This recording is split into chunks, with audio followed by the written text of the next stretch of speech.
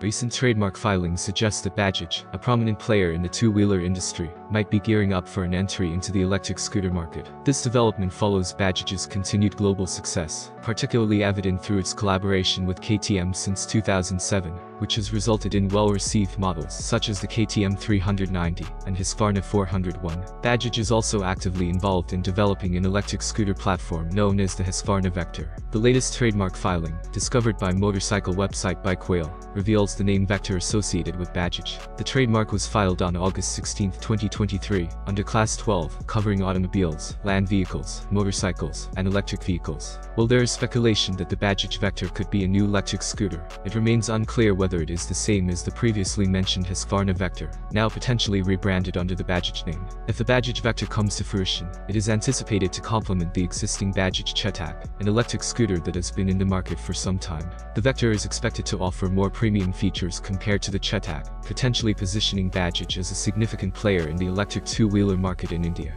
This move comes as the demand for lightweight electric motorcycles is on the rise in India, as well as in parts of Europe and Asia.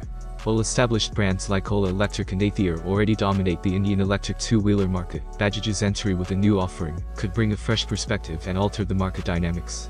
Bajaj seems strategically positioned to tap into the growing interest in electric vehicles in the lines, with the trend of traditional manufacturers incorporating electric vehicle two-wheelers into their product portfolios. Photographs of a prototype of the upcoming Bajaj e-scooter undergoing testing have been circulating, but it remains uncertain whether this is the Vector, or if Bajaj is securing the name for potential future use. Regardless, Bajaj's potential venture into the electric scooter market signifies a noteworthy development for the company and the evolving landscape of two-wheeled electric mobility. Thank you for watching this video. I hope you found all the questions about it. If not, I will expect them in the comments. Have a nice day and good luck.